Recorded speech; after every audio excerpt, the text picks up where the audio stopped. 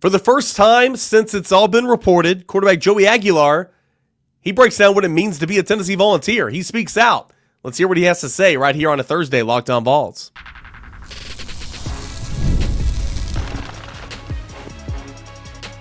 You are Locked On Vols, your daily podcast on the Tennessee Volunteers. Part of the Locked On Podcast Network, your team every day. What is up, everybody? Happy Thursday morning and welcome into it. Your Thursday Locked On Vols presented by our friends over at Monarch Money, where you can take control of your finances with Monarch Money. Use promo code Locked On College at monarchmoney.com for 50% off your first year. Again, that's over at Monarch Money. I'm your host, Eric Cain. Appreciate you guys for being here on a Thursday morning. Got so much to get into.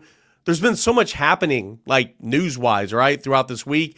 And so I thought we kind of collect it all together and let's talk and react to it here on a Thursday morning. On the hardwood, we'll get into that in segment number 3. Clarence Massamba from France. He signed with Tennessee yesterday. What's Tennessee getting in him? What's the number count look like? All that and more. That's coming up in segment number 3. Josh Schell, a very interesting take from the transfer portal. Defensive tackle from Grand Valley State. More on that coming up in segment number 2. But first, what did Joey Aguilar have to say about committing to the University of Tennessee? Well, this was a couple of days ago, obviously, but wanted to at least react to it, right? Because he potentially could be Tennessee's quarterback 1.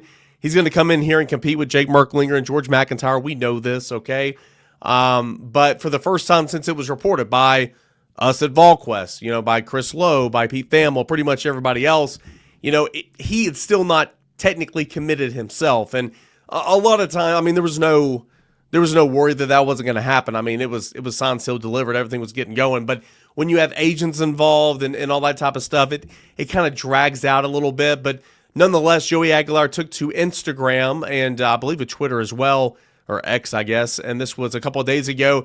And he finally spoke out and he announced his commitment himself. And this is what he had to say. Quote, "First, I want to thank God for guiding me through this journey and opening doors I could have never imagined.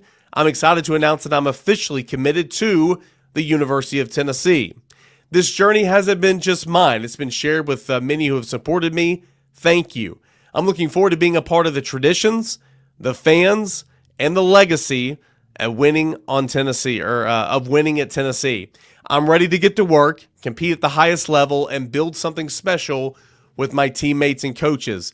I can't wait to get to Rocky Top. I'm ready to give my all for Tennessee," end quote. I love how he ends it right there. I'm ready to give my all for Tennessee. Clearly, he's already engulfed himself in the traditions and the sayings and, what means what here and all that type of stuff. The give my all for Tennessee, that's got a special meaning here at the University of Tennessee. It's the last thing they see when they walk out of the locker room at Neyland Stadium. They slap that thing up there, and they have for years. It's really, really cool. And, of course, he's not here yet, and he's not going to be here for a little bit, and I'll get into that here in just a moment. But he's got a tall task in front of him. We've talked about it several times. He's going to be competing with Jake Merklinger, who got a new deal as well and is going to be competing to win this job. And you look at Jake Merklinger, he's been here for a year. He's been here for a year and a spring. And, he's kind of the leader in the clubhouse in terms of the most experience in this offense, and those experience, with this terminology and all that. You got George McIntyre, who is a true freshman, was an early enrollee. Now you're towards the end of the semester now, and this is when freshmen, back in the day would usually start arriving in the month of June. I know we're talking May, but the month of June. But George McIntyre is a young first-year guy, but still has a semester in the offense more than that of Joey Aguilar. Now, what Joey Aguilar has that the other two don't is experience, albeit at the G5 level. Nonetheless, it's experience, and it's a ton of it, where these two guys, I think there's a stat somewhere where Joey Aguilar has more starts in college football than George McIntyre and Jake Merklinger have, combined to suit up for games, and so that's pretty interesting there. But nonetheless, Joey Aguilar announces his commitment earlier this week, and he had that in the post, and I thought it was short, sweet, to the point. Love how he ended it. I'm ready to give my all for Tennessee. I think that's really, really cool. Again, talking about his production over at Appalachian State. So he's coming from UCLA. And again, if you're new to this whole story, which if you're listening to this show, I'm sure you're not, he was at UCLA for a hot minute, had a cup of coffee. He transferred there in December for a pretty pretty lucrative NIL deal, don't get me wrong. But obviously Nico Iamaleava leaves Tennessee, goes to UCLA, and he's like, well, I'm going to go and try to find a better playing opportunity. What's better than the place that Nico left to try to get on the field, and that makes a whole lot of sense. At Appalachian State, very productive was Aguilar. He leaves Appalachian State despite only being a 2-year starter. Highly on the list for touchdown passes, number 5 with 56. Passing yards, number 5 with 6,760. And that's only behind 3- and 4-year starters. So he was super productive in his only two seasons at Appalachian State. He threw for at least 200 yards in all 24 starts, with 6 300-yard games and 1 400-yard game, 424 yards against ECU, Eastern Carolina University, this past year in 2024. He had 4 touchdown passes in 4 different games back in 2023. And, of course, he was the Cure Bowl MVP and the Sun Belt Newcomer of the Year back in 2023. That was a phenomenal season. I'll get into that here in just a moment. But, of course, he had 22 touchdown passes during that year that either tied or during his time at Appalachian State, that either tied or gave his team the lead. 22 touchdown passes that either tied the game or gave his team the lead. That is what you want there in the fourth quarter, no doubt. Again, Sun Belt Newcomer of the Year in his first year in 2023. That year specifically, he threw for 3,757 yards, 33 touchdowns. Both of those were single-season program records. And this past year, he threw for 3,003 yards, 23 touchdowns, but he turned it over 14 times through the year, 14 interceptions.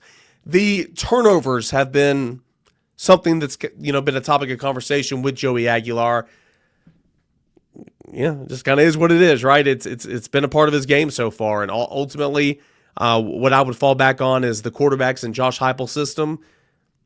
They protect the football. Hendon Hooker, Joe Milton, Nico Iamaleava, they have protect the football for the most part, and so hopefully Joey Aguilar, if he is QB1, he will obviously protect the football. That'd be great to see.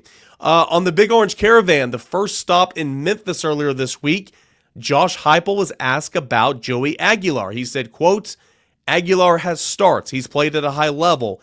He has the ability to throw the ball vertically. He's accurate and on time in the intermediate passing game. He has the ability to use his feet and extend plays, and in the quarterback run game too. It's similar to the traits that we have with the guys on campus right now, end quote.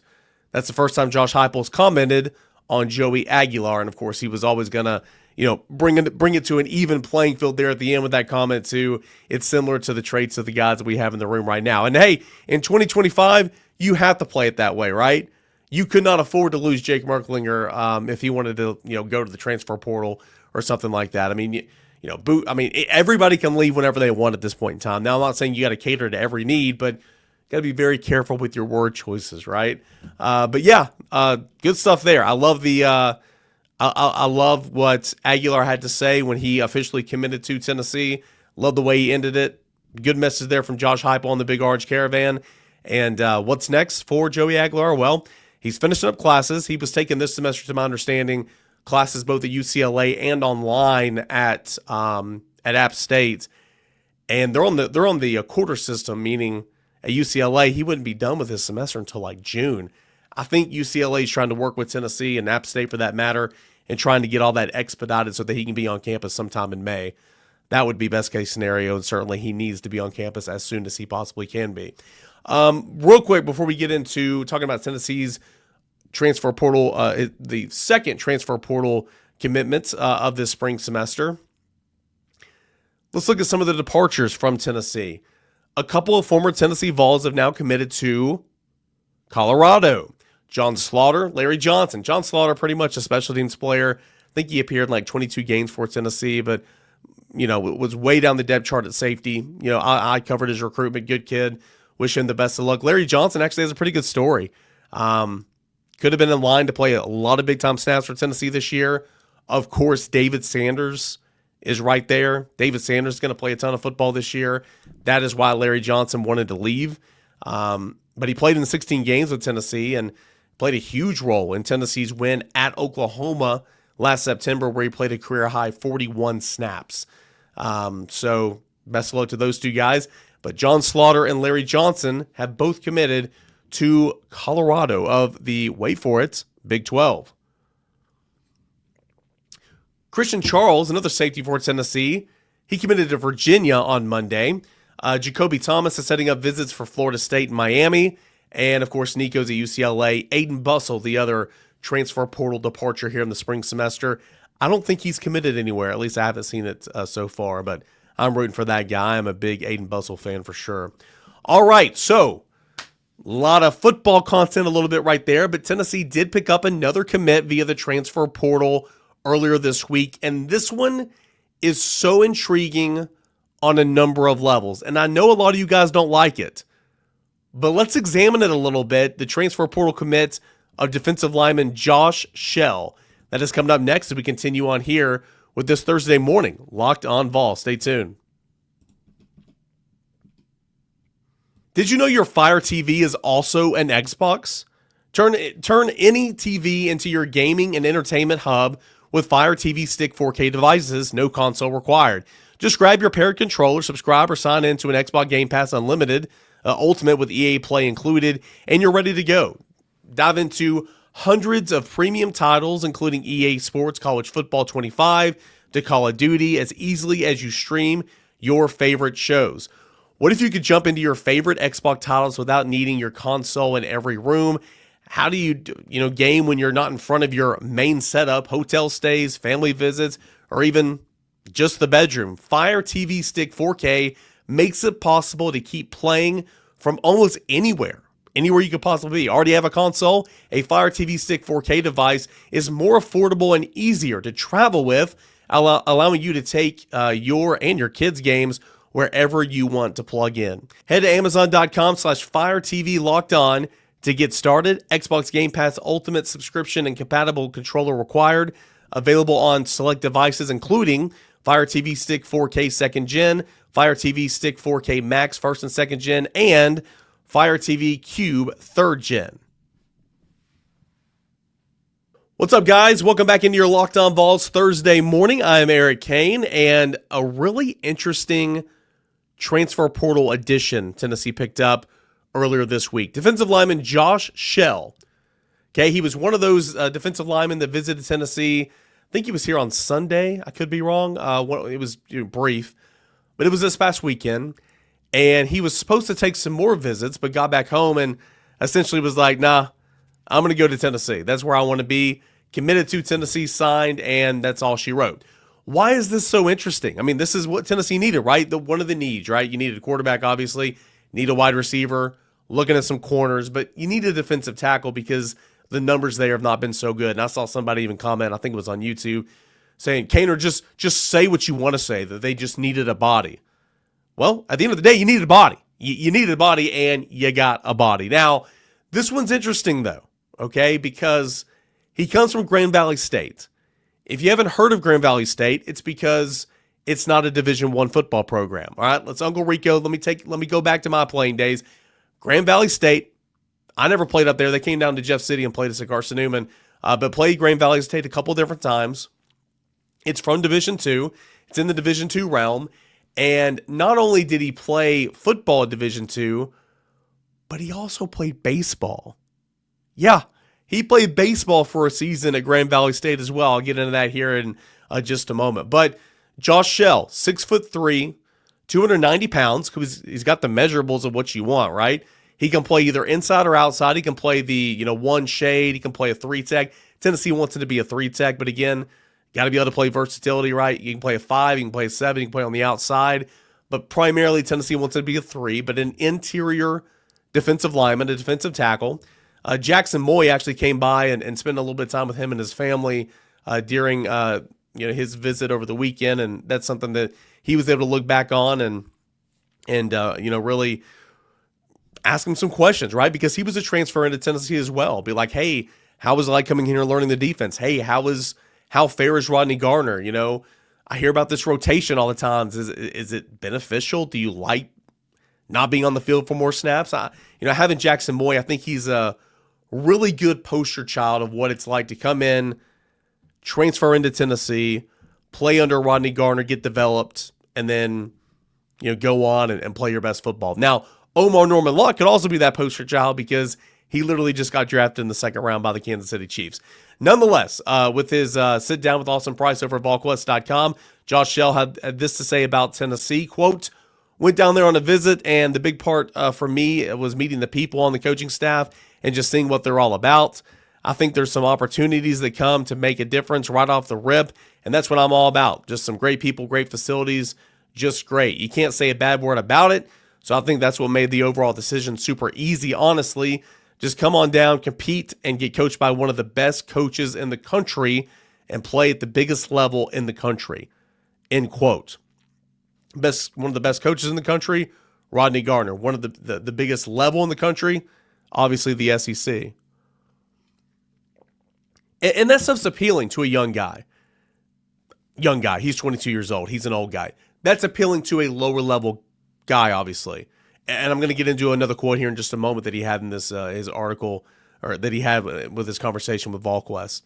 You don't get all the bells and whistles at Division II. A lot of times at other Division I programs, specifically not inside the Power 4 realm, you don't get all the bells and whistles. And so, seeing the biggest level of play in the country, that's appealing to him. Whereas it might not be appealing if you have a guy that's transferring in from Indiana or Rutgers or Ohio State or Michigan or whatever, because they play in the Big Ten, so they're used to playing in front of big crowds. And I think the SEC is the best conference in college football, obviously, but the Big Ten's right there, and so it's a big deal to a guy like Josh Schell, whereas it might not be a big deal to somebody else, coming in via the transfer portal. Another quote here, quote, "I think every facet of the game, like here at Tennessee, you have the opportunity to be great. You have the nutrition, the strength training, the coaching, and just every opportunity to increase every facet in my game. So I'm super excited for that opportunity." Again, I'm not saying that there's not these opportunities in other Division I programs, because there is, especially in the SEC, especially in the Big Ten. But at Grand Valley State, you had strength and conditioning, okay, but you didn't have a nutrition plan. I promise you that. There was no specialized nutrition plan for football players at Grand Valley State. There are no smoothies when you come off the practice field. There are no post-workout shakes when you come off the practice field. There is not a binder that has a specific diet plan for you at Grand Valley State. There's none of that stuff. You know where there is that stuff and tons more? The University of Tennessee. So that is very appealing to him. But again, I think just coming here, hands-on, meeting everybody, seeing Knoxville was big for him. Again, like a guy that can come in and get to work. 6'3", 290 pounds. He's gonna be an underdog. He's a veteran. He's 22 years old. He knows that, hey, I got one more year of eligibility. Let's go get it. Let's go create some memories. Let's go be a part of something. That's what he pretty much said in his interview, and that's the type of guy that I think Josh Hypel, Rodney Garner want. Plus, you need some depth, and so that's really, really good. So Tennessee gets the commit of Josh Schell earlier this week in high school, where he came out of Mount Pleasant High School in Michigan. He was a 2-star rated athlete by Rivals and 247. Nobody else. A 2-star by Rivals and 247, but nobody else. His stats. I haven't even mentioned the stats yet. In 2024, he had 35 tackles, career high, 3 TFLs, 2 sacks, 6 pass deflections, which, batted balls at the line of scrimmage, a forced fumble, and a fumble recovery. This was all in 2024, so really productive. For his efforts, he was named the All Great Lakes Intercollegiate Athletic Conference Honorable Mention selection.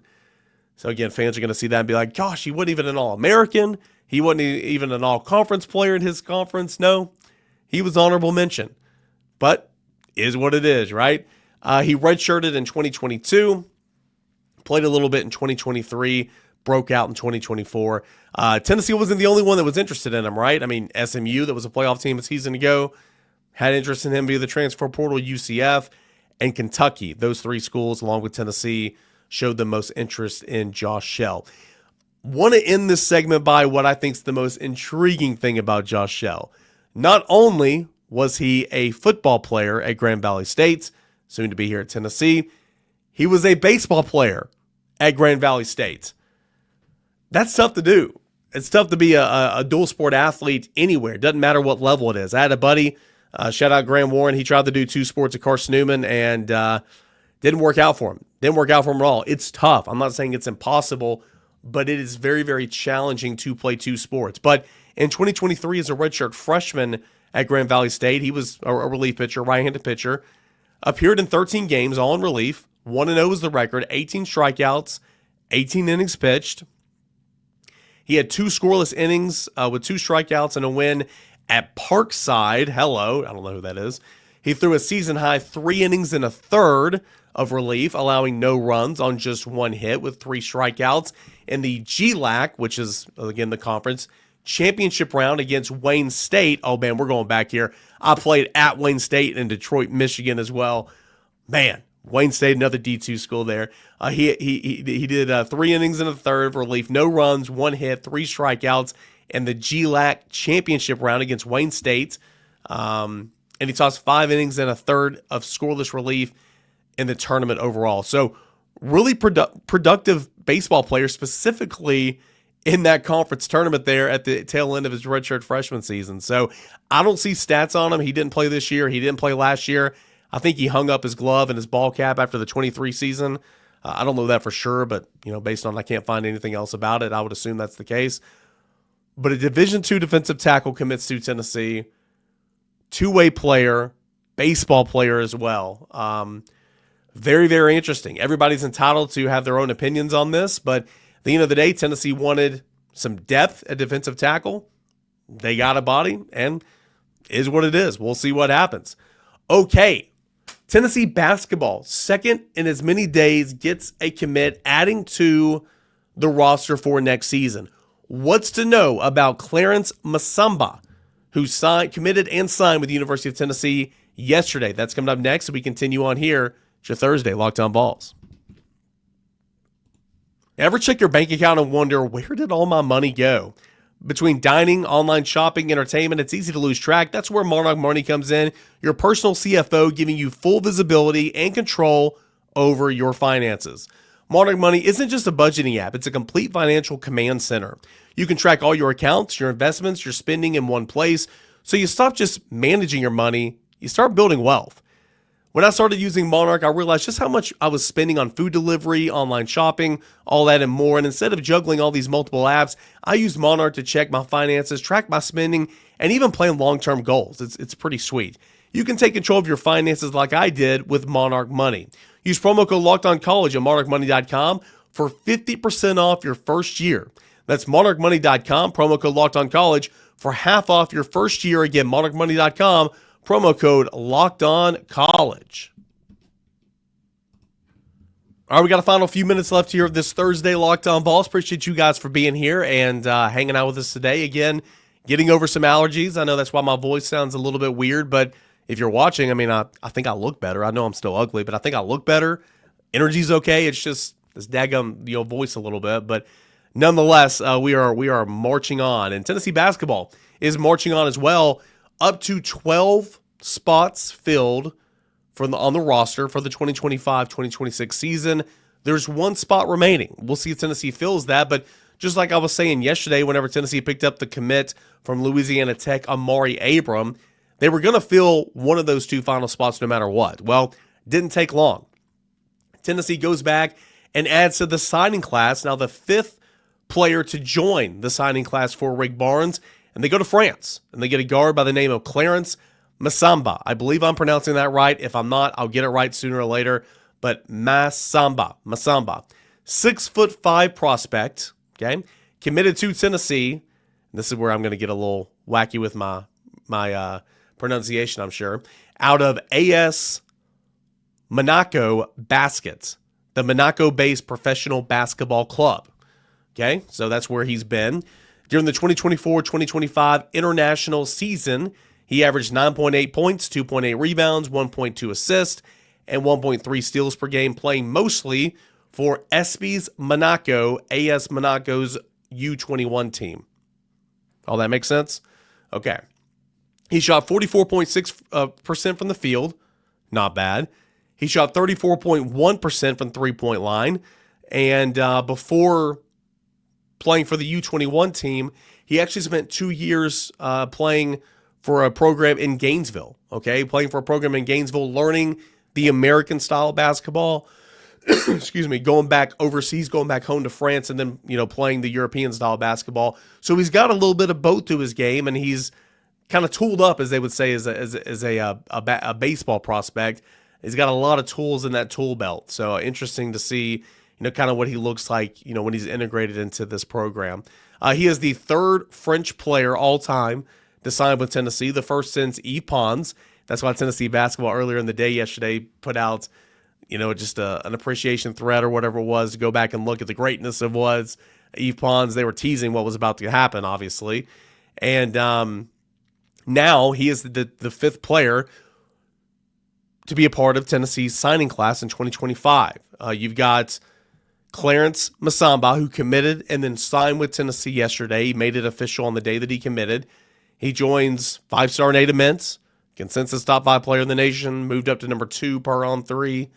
4-star guard Amari Evans, 4-star center Dwayne Brown, and 3-star guard Troy Henderson. And that's a signing class. Not a bad signing class. I mean, a lot of people were really high on Amari Evans. A lot of people are excited about the potential of Dwayne Brown, but that's got a red shirt written all over it, especially with all the front court pieces that are returning. Troy Henderson's very much the kind of the odd man out in terms of prestige, but chip on the shoulder type guy, get to work.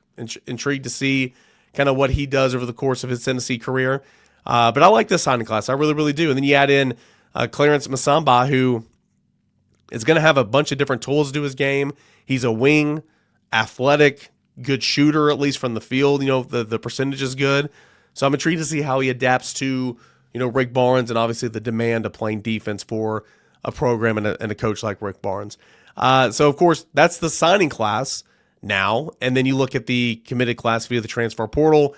It was added to 2 days ago with Louisiana Tech guard Amari Abram, shooting guard, adding to Jacoby Gillespie of Maryland, and, of course, Jalen Carey, a power forward from Vanderbilt. Excuse me. Then you add all these guys. So the returners, that's Felix Okpara, Cade Phillips, JP Estrella, and now Bishop Boswell. That brings you to 12. 12 spots are filled of 13, and we'll see if Tennessee is going to max out. I think they should. You never know when you can run into a Cam Carr situation where just out of the blue, 1st of January or late December, whenever it was, a guy just leaves your program, and that's kind of where we are. It doesn't matter if it's just basketball, football. Players have so much of the leverage, and they can just leave whenever they want to. That's what Brent Hubb says all the time. I mean, there's nothing stopping a player leaving whenever that player wants to. And that's kind of what Cam Carr did to Tennessee basketball this year. So you never know where you're going to be, and Tennessee played on such a short rotation this year anyway. Sometimes they were very much in trouble in terms of foul trouble and injury and all that.